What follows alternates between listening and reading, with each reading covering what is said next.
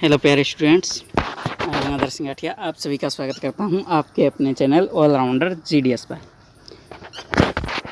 तो आज से अपने जो है नवोदय विद्यालय की तैयारी जो करना स्टार्ट कर रहे हैं, क्योंकि लगभग इसका एग्ज़ाम जनवरी फरवरी के लगभग होता है, तो अपने पास जो टाइम है बहुत कम ही रहा है। यानी कि 5 से 6 महीने अपने पास 5 महीने मानकर चलो कि एग्ज़ाम के रहेंगे। तो हमें अभी से क्या करना होगा, इसका सिलेबस क्या है शुरू करना होगा, ताकि छठी और 9वीं दोनों का सिलेबस जो है मुझे क्लियर करवाना है। ठीक है, तो अपने चलते हैं। जो आज मैं अपने जो पहला चैप्टर शुरू करने जा रहा हूँ वो है अंक गणित, यानी गणित का पहला चैप्टर संख्या पद्धति से मैं शुरुआत करने जा रहा हूँ। ठीक है, उससे पहले आपको मैं बता दूँ कि आप सभी विद्यार्थी वर्ग और घन और पहाड़ी ये याद होने चाहिए।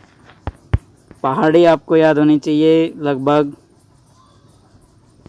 30 तक मानकर चलो, वर्ग आपको 20 तक और घन 12 तक, ये आपको याद होने चाहिए। अब वर्ग क्या होते हैं, किसी संख्या को उसी संख्या से गुणा करना। जैसे 1 है तो 1 को 1 से गुणा किया तो वो क्या कहलाता है, उसका वर्ग।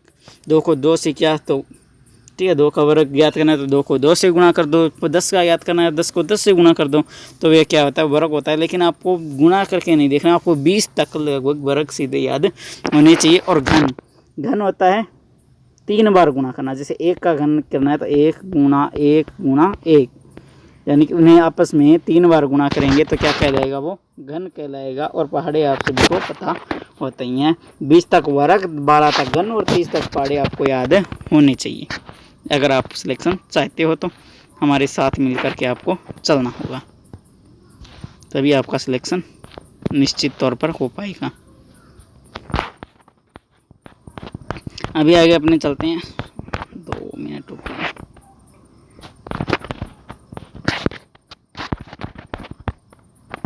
अंक गणित के ऊपर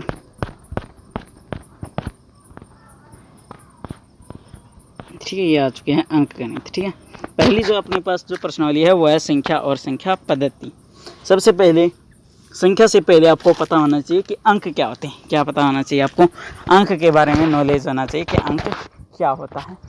ठीक है, अंक की बात करें तो वो सारे संकेत जिनसे हम संख्या बनाते हैं, वो सारे संकेत या वो सारे प्रतीक जिनसे हम संख्या बनाते हैं, तो उन सबको क्या कहते हैं, हम अंक कहते हैं। और गणितीय पद्धति में कुल 10 प्रकार के अंक होते हैं। कुल 10 अंक होते हैं। कितने अंक होते हैं? कुल 10 अंक। कौन कौन से? 0, 1, 2, 3, 4, 5, 6, 7, 8 और 9, ये कुल कितने अंक होते हैं? 10 अंक होते हैं। ये आप देख सकते हो यहाँ पर। ठीक है, ये किताब जो है वो आपको मिल जाएगी हमारी एप्लीकेशन के अंदर। पिछली वीडियो में हमने एप्लीकेशन के बारे में बताया था। ठीक है, उसी एप्लीकेशन पर आपको ये हमारी किताब मिल जाएगी, PDF के रूप में आप उसे डाउनलोड कर सकते हैं। उसके बाद में ठीक, उपयुक्त 10 संकेत, इन 10 संकेतों को क्या कहते हैं?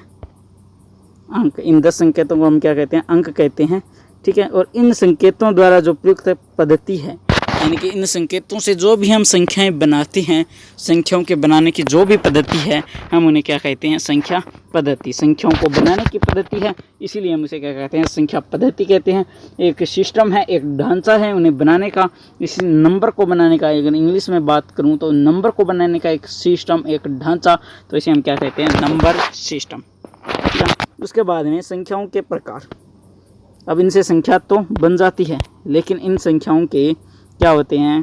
प्रकार। संख्याओं के प्रकार, संख्याओं के प्रमुख प्रकार होते हैं। जैसे पहले की बात करें प्राकृतिक संख्या, इसकी बात कर रहे हैं सबसे पहले प्राकृतिक संख्या की।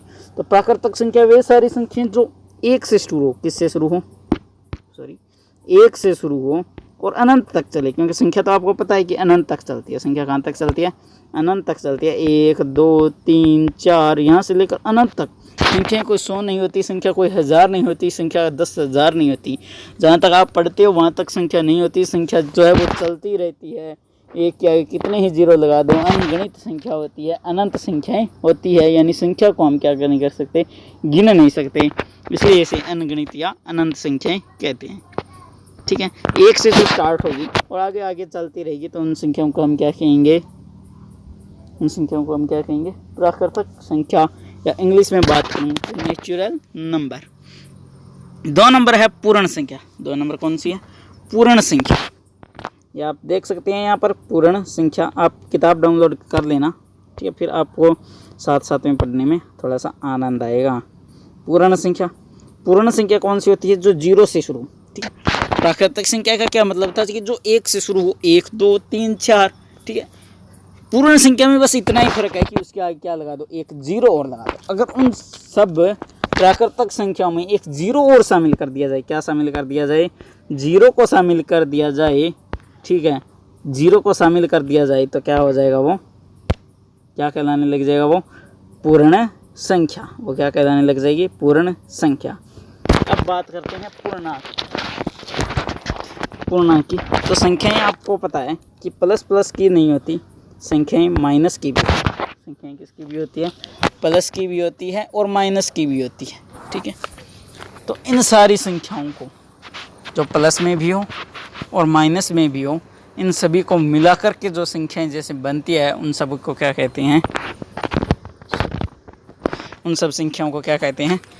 पूर्णांक संख्याएं। जैसे प्राकृतिक संख्याओं में शून्य होता है, प्राकृतिक संख्या जो है उसके अंदर शून्य नहीं होता है, पूर्ण संख्या में होती है। यानी पूर्ण संख्या के अंदर ऋणात्मक संख्याएं और जोड़ दी जाए, या कहें कि प्राकृतिक संख्या में 0 और ऋणात्मक संख्याएं और जोड़ दी जाए तो वो क्या कहलाने लग जाएगी? पूर्णांक संख्याएं कहलाएगी, ठीक है। तो वो क्या कहलाएगी? पूर्णांक संख्याएं कहलाएगी। यानी कि जैसे माइनस, इधर का माइनस की चलती रहती है, -4 -3 -2 -1 0 1 2। हाँ, एक बात महत्वपूर्ण है, वो मैं आपको बता देता हूँ। कौन सी बात महत्वपूर्ण है? एक आप देखते हो 1 और 2, इसमें से कौन सी बड़ी है? तो आप कहोगे कि 2 बड़ी है। मैं यहाँ पर लिख रहा हूँ -1 और -2। अब आप कौन सी बड़ी बताओगे? -1 और -2, ये 2 संख्याएं हैं, इनमें से आप कौन सी संख्याएं बड़ी बताओगे? अगर आपसे पूछा कि 1 और 2 में से बड़ी कौन सी है, तो आप कह दोगे कि 2 बड़ी है। लेकिन -1 और -2, माइनस की संख्या जब भी आ जाए, आप ये ध्यान रखोगे कि माइनस की संख्या जब भी आ जाए तो जो संख्या बड़ी होगी, जो संख्या क्या होगी? बड़ी होगी, वो हमेशा ही क्या होगी? छोटी होगी। यानी माइनस आते ही सारा उल्टा हो जाएगा। जैसे 1 को बात करते हैं तो 1 क्या है? 2 से छोटी है, लेकिन यहाँ पर माइनस लगा दिया। यहाँ पर क्या लगा दिया? माइनस लगा दिया। तो माइनस लगाते ही क्या हो जाएगी? ये -1 है, इस -2 से क्या हो जाएगी? बड़ी हो जाएगी। इस बात को आपको ध्यान रखना है, क्योंकि संख्या किस हिसाब से चलती है। देखो, जैसे ये इसने यहाँ पर लिख ही रखा है कि -5 फिर -4 फिर -3, और संख्या ऐसी चलती है 1 2 3, ठीक है। यानी 2 से बड़ी है ये 3, यानी इधर वाली बड़ी है। तो इसका मतलब इधर वाली क्या होगी? बड़ी होगी। तो इसका इधर वाली क्या है? बड़ी है। फिर -2 बड़ी है, फिर -1, फिर 0, फिर 1। कहीं आपसे अगर पूछा जाए, जैसे आपसे एक आपको दे दिया कि 1 तो 0 दे दिया और एक आपको -1 दे दिया, इनमें से आपको पूछा है कि कौन सी बड़ी है, तो आप कौन सी बताओगे? तो हमेशा ही कौन सी बड़ी होगी? 0। 0 जो है वो माइनस वाली संख्याओं से हमेशा ही 0 क्या होगा? बड़ा होगा, ठीक है। तो आज अपने अंकों के बारे में बात की कि कुल 10 अंक होते हैं, उनको बनाने की जो पद्धति है, उनसे जो हम नंबर बनाते हैं उन्हें नंबर सिस्टम कहते हैं। उसके बाद में हमने संख्याओं के प्रकार में 3 प्रकार पढ़े हैं, प्राकृतिक, पूर्ण और पूर्णांक, ठीक है। बाकी अपने जो क्या करेंगे, कल करेंगे, ठीक है। सम संख्याएं, विषम संख्याएं, रूढ़ अभाज्य संख्याएं क्या होती है, भाज्य या यौगिक संकृत संख्या, जुड़वां अभाज्य संख्या, इन सब के बारे में, सहअभाज्य संख्याएं, इकाई संख्या, क्रमागत संख्याएं, वर्ग संख्या, घन संख्या, इन सब के बारे में अपनी क्या करेंगे, कल बात करेंगे। आज के लिए बस इतना ही। अगर वीडियो अच्छी लगी हो तो वीडियो को लाइक करना, चैनल को सब्सक्राइब करना और इस वीडियो को शेयर ज़रूर करना, ताकि हर बच्चे के पास ये वीडियो पहुँच सके। धन्यवाद। जय हिंद, जय भारत।